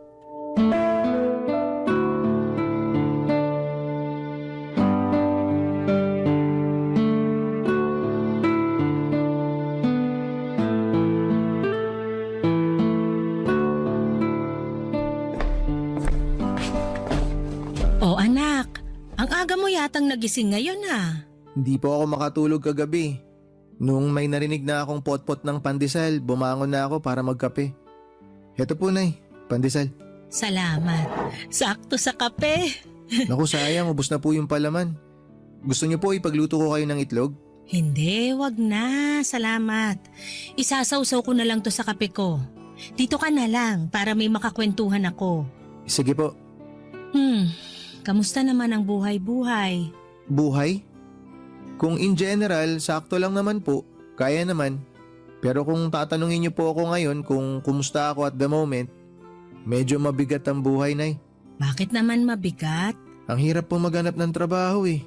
Lalo na kung palagi kang dinidiscriminate. Minsan pasado naman ako sa requirements na hinahanap nila pero dahil nga wala akong isang kamay, hindi nila ako kinukuha sa trabaho. Grabe naman yung mga yon. Hindi ka man lang binigyan ng chance. Wala po akong magawa, Nay. Liability kasi ang tingin nila sa akin eh. Mabigat kasi parang nakaka-pressure po sa part ko. Sina kuya at ate may trabaho na tapos ako nakapagtapos nga pero wala namang permanenteng trabaho. Huwag kang ma-pressure. Wala namang nangyayaring kompetisyon eh. Tsaka hindi ka naman namin minamadaling maghanap ng trabaho. Alam naman namin na hindi ganun kadaling maghanap ng trabaho ngayon. Gusto ko lang po sana kasing makabawi sa inyo, Nay, para naman may saysay yung pinag-aralan ko. Gusto kong may kapalit yung sinakripisyo nyo sa akin ni tatay. Makita ka pa lang namin na nakapagtapos, na healthy, na masaya, bayad na sa amin yung mga sakripisyong yon. Huwag mo i-pressure ang sarili mo, anak. Nakakahiya lang po kasi. Asus, anong ikahihiya mo? Huwag kang mahiya. Lagi ka nalang nahihiya. Tularan mo ko, makapalang muka. Alam mo kung anong makakatulong sa'yo dyan sa nararamdaman mo? Ano po? Girlfriend. Sinanay naman eh. Hindi, totoo nga. Malaki ang tulong ng girlfriend sa buhay. Siya ang magbibigay ng saya sa'yo lalo na ngayon sa edad mong to. Girlfriend ang kailangan mo para mabawasan yung bigat na nararamdaman mo. Nay, kaibigan nga, hirap na ako magkaroon. Girlfriend pa kaya? Bakit naman? Wala ka bang natitipuhang babae ngayon? Meron naman po. O yun naman pala eh. Anong problema? Hindi ka ba marunong manligaw? Hindi naman po sa hindi ako marunong manligaw. Ayoko lang pong manligaw. Ha? Bakit naman? Natatakot po ako ma-reject eh. Natatakot ako na baka hindi nila ako magustuhan. Parte yan ng ligawan. Hindi naman lahat ng tao magkakagusto sa'yo eh. Kaya ka manliligaw para malaman kung sino yung taong may gusto sa'yo. Sa itsura ko pong to, walang magkakagusto sa akin.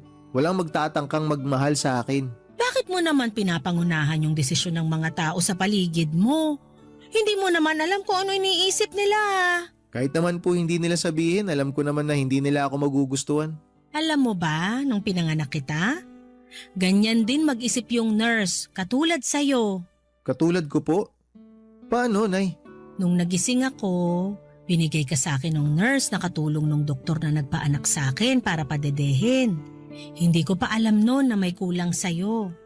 Saka ko na lang nalaman nung inexplain na sa akin nung nurse lahat. Tapos, ano po nangyari? Bago pa man ako makapag-react, inunahan na niya ako. Ang sabi niya sa akin, Iuuwi mo tong batang to. Mamahalin mo siya katulad ng pagmamahal mo sa iba mo pang anak. Ituturing mo siya ng normal. Sinabi niya po yun sa inyo? Oo, nagulat nga ako eh. Ano pong sinagot niyo? Sabi ko, oo naman. Mamahalin kita kahit pa wala kang muka kasi anak kita. Wala akong pakialam kahit may kulang pa sa'yo, kaya wag niya akong pangunahan. Ayun, nagsorry siya sa akin. May ilang ina daw kasi na hindi kayang tanggapin yung anak nila porque pinanganak silang hindi normal. Kaya ikaw, wag mong pangunahan yung mga iniisip ng ibang tao kasi iba-iba tayo. Hindi lahat ng tao masama. May mga tao ring malawak ang pangunawa. Lagi mong itatakyan sa isip mo. At katulad nga ng sinabi ko ay madali lang ang magbigay ng advice.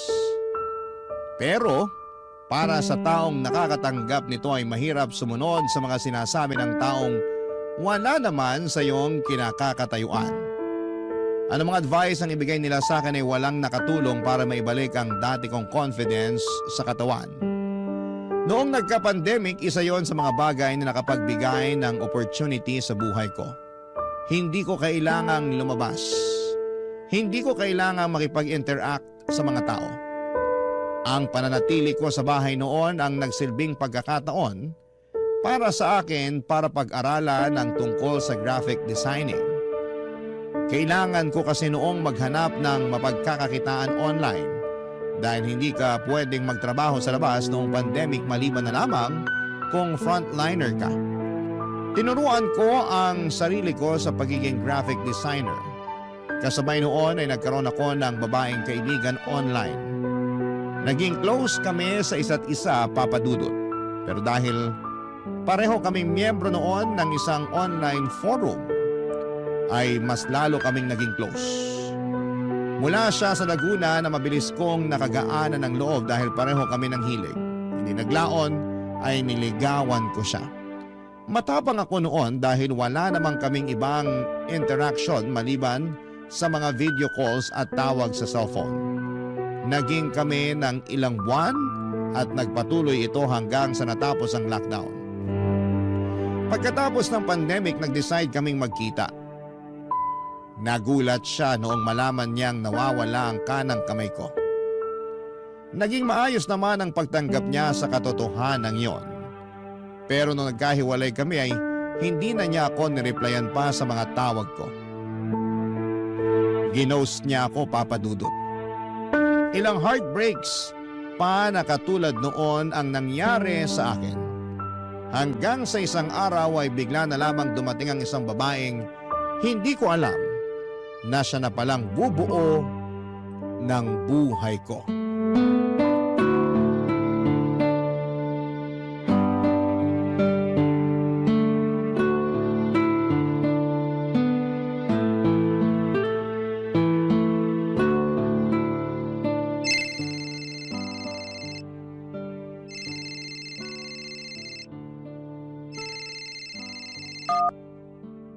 Hello? Hello, good morning po. Si Tadeus po ba to, yung nag-layout? Ako nga po. Sino po sila? Ako si Cecil. Naghahanap po kasi ako ng layout artist. May kaibigan kasi ako na nag-recommend sa inyo. Binigay niya yung number mo sa akin. May ipapagawa po ba kayo? Meron sana eh. Gumagawa ka ba ng school paper? School paper? Oo, yung parang diary siya pero para sa school. Hindi kasi ako marunong mag-layout eh. Kaya naghahanap sana ako ng makakatulong sa akin. Gumagawa ka ba nun?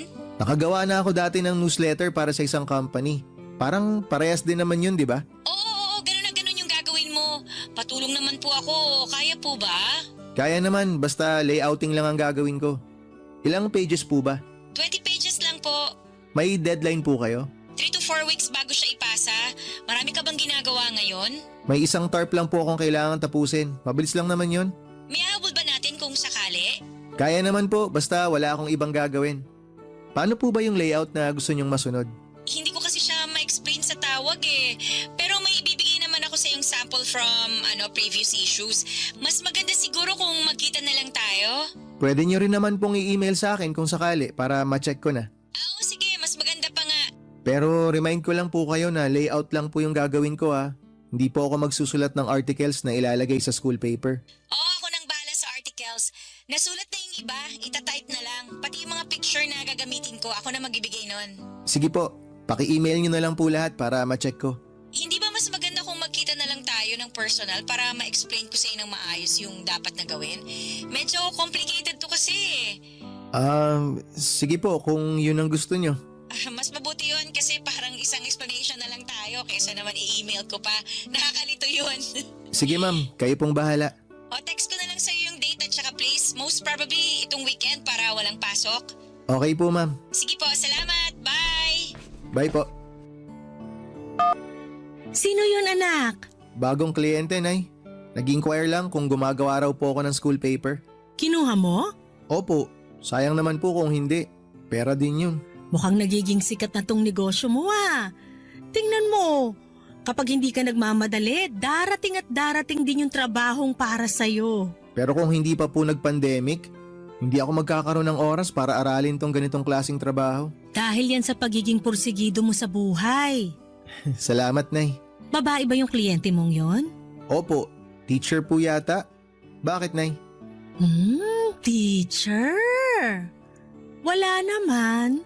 Baka lang siya na rin pala yung inaantay mo. Inaantay po na ano? Girlfriend!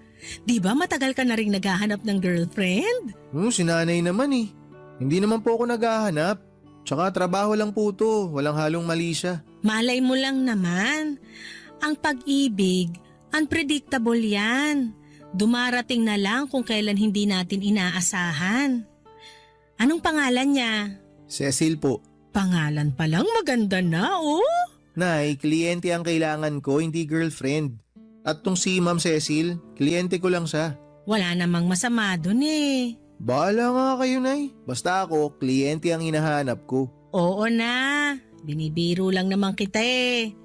Halika na, samahan mo ko. Saan po tayo pupunta?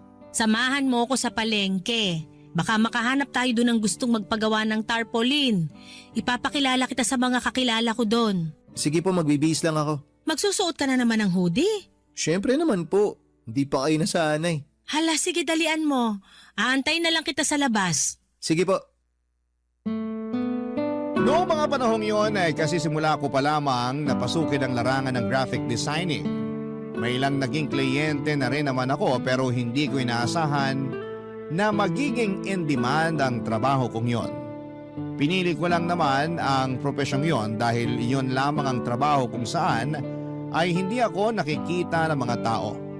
Sa pamamagitan ng graphic designing ay nakagagawa ako ng mapagkakakitaan habang nasa bahay lamang ako bilang isa naman akong freelance designer. Kahit papaano ay related naman doon ang tinapos ko. Kaya madali lang akong natuto nito. Self-taught ang nangyari, Papa Dudut, at nag-aral lamang ako ng mga video online hanggang sa nakabuo ako ng sarili kong pagkakakilanlan. Nagsimula akong kontratahin ng mga kapitbahay namin at ilang kaibigan sa tulong na rin ng mga kamag-anak ko. May mga nagpapagawa sa akin ng tarpaulin design, mga ads sa Facebook, at pati na rin mga video na pinopost ng mga content creator. Minsan ay nagle-layout din ako ng mga newsletter at website, lalo na para sa mga college students na nangangailangan ng tulong. Pinili ko ang maging graphic designer para magtago sa publiko. Pero hindi ko inaasahan na yun din pala ang magiging rason kung bakit makakahanap ako ng taong iibig sa akin. Isang bagay na hindi ko inaasahang mararanasan ko pa sa tanang buhay ko. Papa Dudut. Barangay Love Stories. Barangay Love Stories. Noong nakipagkita ako kay Cecil ay nagulat ako sa nakita ko. Kung gaano kaganda ang boses niya sa telepono ay ganoon din kaganda ang mukha nito. Bumagay ang malumanay nitong boses sa maamon niyang mukha. Nakabihis ito ng uniforme ng mga teacher at marami siyang dalang file cases na puno ng mga papel. Nung araw na yon ay napakarami namin na pag-usapan tungkol sa vision na gusto niyang gawin para sa school paper na ipapagawa niya sa akin. Ilalaban daw kasi nila ito sa isang school press conference. Kaya malaking pressure ito para sa kanya. Dahil karaniwang nananalo ang school nila sa mga ganong klase ng competition. At bilang first time na school paper advisor ay kailangan niyang magpatulong para masustain ang pagiging winner ng school paper nila. Papadudot noong time na yon ay wala ang focus ko sa pinag-uusapan namin. Tango lamang ako ng tango sa lahat ng mga pinagsasasabi niya, pero ang totoong focus ko ay ang nakakabighani nitong ganda. Para siyang manika at ang mga mata niya ay nakaka-hypnotize. Nabudol nga ako dahil noong pinag-usapan na namin ang tungkol sa professional fee ko ay sobrang baba ng rate na ibinigay ko sa kanya. Saka ko na lang po ito na-realize nung nakauwi na ako ng bahay. Pero para sa akin ay okay lang din naman yon, Papa Dudut. Sa mga sumunod na linggo ay palagi akong binibisita ni Cecil para i-check ang ginagawa kong school paper nila, Papa Dudut.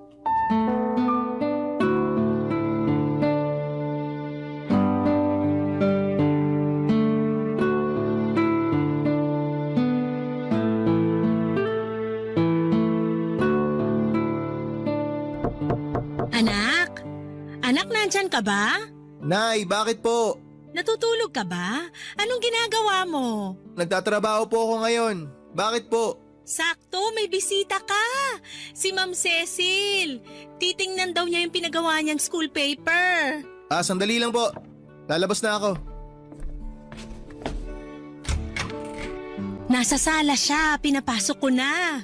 Hindi mo naman sinabi, ang ganda pala nung Ma'am Cecil na yun. Oh, Nay, magsisimula na naman kayo. Sinabi ko lang naman na maganda siya eh. Hala, sige na, puntahan mo na siya ron. Okay po. Hello po, ma'am. Hello, good morning. Masyado ba ako maaga? Hindi ba kita naabala? Hindi naman po. Actually, tinatrabaho ko na yung school paper nyo nung dumating kayo. Eto, nagdala ko ng merienda. Naku, nag-abala pa po kayo. Salamat po. Lagay ko lang po ito dito sa lamesa. Maupo muna kayo, ma'am. Salamat. I-check ko lang sana yung progress ng school paper. Nagtatanong na kasi ng update yung principal namin eh. Heto po, setup ko lang sandali. Pwede nyo pong i-check ngayon, ma'am. Tapos na po ako sa mga balita. Doon na ako sa editorial page. Ang bilis mo naman palang magtrabaho. Nakalimang page ka na kagad. Magdamag ko po yung ginawa. Tsaka yung iba, kinopy-paste ko lang since soft copy naman yung ibang articles nyo. Kaso ma'am, may mga bakante pang page kasi kulang pa po yung mga article. Oo nga, hindi pa tapos yung iba eh. May bagong event pa kasi sa school na gagawin next week. Gagawan pa lang yun ng balita tapos gusto ng principal namin na isama yun sa front page. So babaguhin po ulit natin yung laman ng front page? Oo sana. Wala tayong magagawa eh, utos ng principal. Okay lang po yun, walang problema. Parte po talaga ng trabaho yan, yung maraming adjustments. Kaya nga ako nagpunta rito para mabantayan tong ginagawa mo. Para kung may ipapabago pa, masabi ko kagad. Okay lang ba yon? Okay lang po ma'am. Mas maganda nga po yun para hindi na ako text ng text sa inyo kapag meron akong gustong i-clarify. Sige, wala rin naman akong ginagawa sa bahay eh. Kaya naisip ko na pumunta na lang dito. Baka sakaling may itulong ako. Kompleto naman na po to, di ba ma'am? Oo, final na yan. Wala nang papalitan dyan. Ma'am, kayo po ba nagsulat ng mga to? Yung iba ako, yung ilan naman dyan, mga estudyante ang gumawa. Pinroofread ko na lang. Ang gaganda po ng gawa nyo. Ay, talaga ba? First time ko lang magsulat ng mga ganyan eh. Bagong teacher lang po ba kayo? Oo, kakapasa ko lang last year tapos this school year lang ako nakapagsimula na magtrabaho. Tapos, inatang na agad sa inyo tong ganitong trabaho? Oo nga eh, medyo matanda na rin kasi yung school paper advisor na pinalitan ko. Malapit na siya mag-retire kaya nag-request siya na ipasa na sa mas bata yung trabaho niya. Eh ako yung pinakabatang teacher sa amin kaya sa akin napunta to. Pero wala pa po talaga kayong experience sa paggawa ng ganito, ma'am? Wala pa, although nung nag-aaral pa ako, part na rin naman ako ng school press kaya may konting alam na ako kahit papano. Binasa ko nga po yung sinulat nyo. Magaganda po. Talaga? Wala yung halong bola ha? Naku ma'am, seryoso po, walang halong bola yun.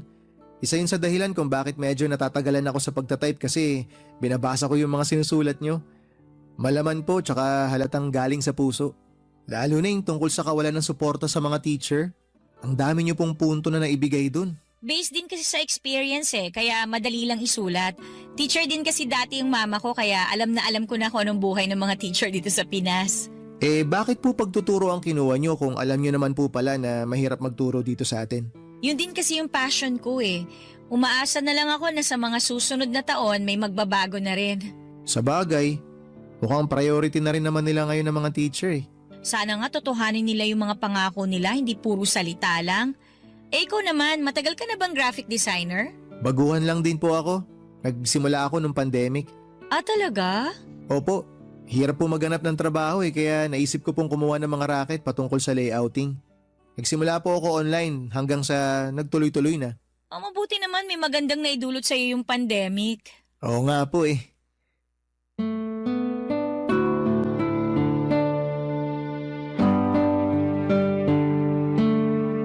Papadudot habang papalapit ang laban nila Cecil ay halos araw-araw na akong pinupuntahan noon ni Cecil sa bahay para i-check ang progress ng school paper nila. Maya't maya rin kasi ang pagkakaroon nito ng pagbabago at pagdaragdag ng mga additional articles. Kaya palagi rin ako nag-a-adjust sa mga request nito. Papadudod sa mga araw na yon ay hindi ko inaasahan na magiging close kami ni Ma'am Cecil. Napaka-welcoming ng aura nito na para bang wala siyang daladalang panghuhusga. Kapag kasama ko siya ay hindi ako nakakaramdam ng takot o pagkahiya. Kalmado lamang ako at dahil doon ay nailalabas ko ang totoong ako. Kapag siya ang kausap ko, siya ang nakakita ng pagiging kengkoy at makulit na personality ko na karaniwang hindi nakikita ng ibang tao. Halos 3 linggo rin ang pinagsamahan namin ni Ma'am hanggang sa natapos ko ang school paper na pinapagawa niya sa akin. Nung araw na yon ay nakaramdam ako ng lungkot dahil ibig sabihin noon ay wala ng Cecil na bibisita pa sa bahay. Hindi na ulit kami magkikita dahil tapos na ang ugnayan naming dalawa. Pero ilang linggo ang lumipas, nagulat na lamang ako nang bigla akong tinawagan ni Cecil. Masaya niyang ibinalita sa akin na nanalo raw ang school paper nila at ilalaban ito sa regional. Ibig sabihin noon ay may chance na magkikita ulit kaming dalawa. Dahil sa sobrang saya ay inimbitahan ako ni Cecil na lumabas para daw i-treat ako ng merienda dahil malaki ang naitulong ko sa kanya. Papadudot.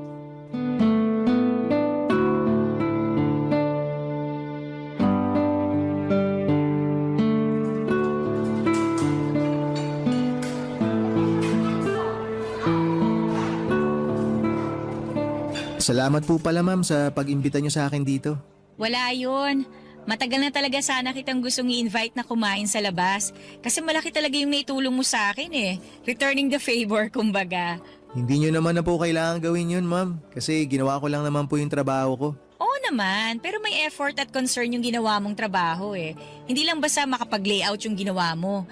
Tumulong ka ring magbigay ng inputs at suggestions. Laking tulong nun kaya tayo nanalo sa school paper. Congratulations po pala. Salamat. Ano po pala yung sinalihan nyo? Para saan po ba yun? Yearly kasi, nagkakaroon ng competition for journalism ang DepEd. Naglalaban-laban yung mga bata sa pagsusulat ng balita, sports news, editorial at kung ano-ano pa. Naalala ko nga may ganyan din sa amin noon. Sumali ka rin ba nung bata ka? Hindi po. Hindi naman po ako matalino para sa mga ganyang bagay. Pero hindi pa yun ang end ng competition kasi may next level pa. After ng division, meron pang regional competition. Talaga po? May regional pa? Oo, ang mangyayari niyan, magtatapat-tapat lahat ng nanalo sa isang region. Kung sinong mananalo, yun ang ilalaban nila para naman sa nationals. Ganun pala yun. Kaya mag-ready ka kasi panigurado maraming adjustments ulit ang gagawin sa school paper natin. Basta PM nyo lang po ako. Anytime naman ma'am, available ako. Matagal pa naman yun kaya may time ka pang kumuha ng ibang clients mo. Pati kayo makakapagpahinga na rin siguro sa wakas. Oo, sana. Kaso may bago na namang ipapagawa sa akin. Alam mo naman kapag teacher, hindi naubusan ng trabaho. Akala ko naman makakapagpahinga na kayo, ma'am. Sanay na ako. Ito yung pinasok kong profesyon kaya ganitong buhay na rin ang inaasahan ko. Sanayan lang po talaga, no? Totoo. Ay, may tanong pala ako sa'yo. Ano po yun? Huwag ka sana ma-offend ha. Noon ko pa kasi napansin. Naiya lang ako magtanong pero ano nangyari dyan sa isang kamay mo? Ah, ito po ba? Ipinanganak na po akong ganito. Birth defect. Pagkasilang ko po, wala na talaga akong kamay. Oh, ganun ba? Ang hirap siguro niya nung bata ka pa, no? Hindi naman po naging mahirap, ma'am. Ang maganda po dito, ganito na po ako nung isinilang kaya naging parte na rin siya ng paglaki ko, tong kapansanan ko. Hindi na po ako nahirapang mag-adjust kasi nung bata ako, natutunan ko naman po agad kung paano gumalaw ng isa lang po ang kamay. Kung sa bagay, tama ka naman. Pero ang naging mahirap po para sa akin noon, nung na-realize ko na iba po pala ako kumpara sa mga normal na tao. Dito po kasi sa Pilipinas, kapag kakaiba ka, katawa-tawa ka eh. Nabully ka ba noon? Sobra po. Araw-araw. Kapag meron silang pagkakataon, lagi akong iniinsulto. Lagi nila akong pinagtatawanan. Oh, grabe. Pero wala na po sa akin yun, ma'am. Napatawad ko na rin naman sila. Mga bata pa kasi kami noon eh, kaya di pa marunong mag-isip ng matino. Eh ngayon ba, wala na bang nambubuli sa'yo? Wala na pong makakabuli sa akin kasi hindi na po ako masyado nagpapakita sa tao eh. Hindi ka naman mabubuli kung hindi ka magpapabuli kaya ang ginawa ko, nagtago na lang po ako. Nakakalungkot naman. Dapat hindi ka magtago. Dapat nga maging proud ka.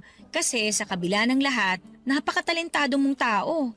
Eh ma'am, aanuhin ko naman po yung talento kung ang unang napapansin sa akin ay yung kapansanan ko. No-offend ka pa rin ba kapag pinapansin ng iba yung kapansanan mo? Siyempre naman po. Ah, alam ko na kung bakit. Sige po ma'am, bakit nga po ba? Kasi, ikaw mismo ang bumubuli sa sarili mo. Ikaw mismo yung nag-iisip na hindi ka magaling dahil lang sa iisa yung kamay mo. Yung mindset mo ba, hindi ka worth it kasi hindi ka buo. Ikaw yung pinakaunang bully ng sarili mo. Ay, siguro nga po tama kayo. Ang totoo niyan, hindi ko rin tanggap tong sarili ko eh.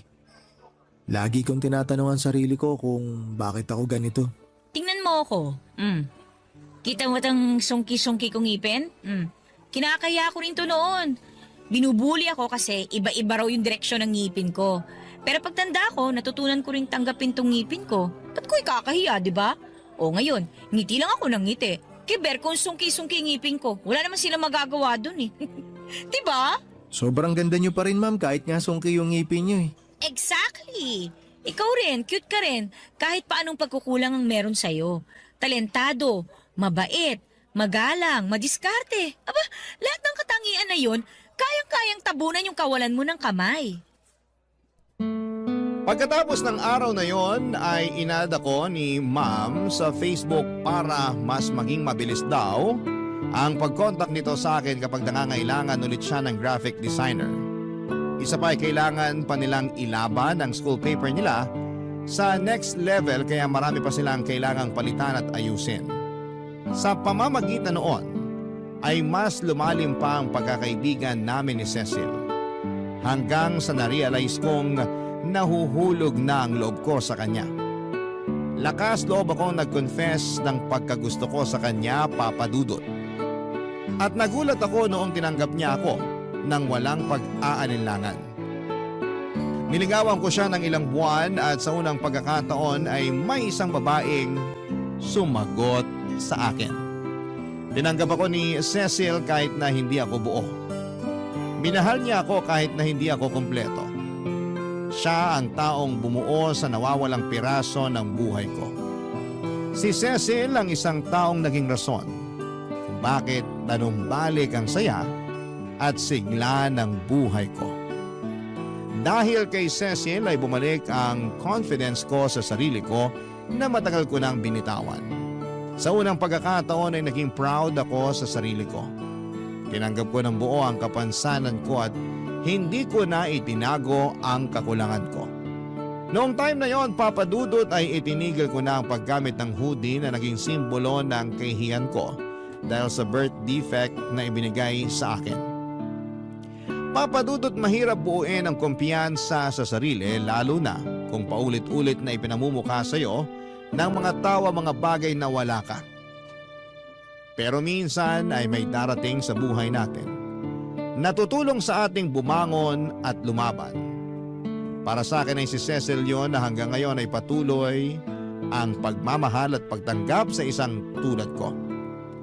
Isang taon na po kaming magkasintahan at ang relasyon at patuloy pa kaming gumagawa ng mga bagong alaala.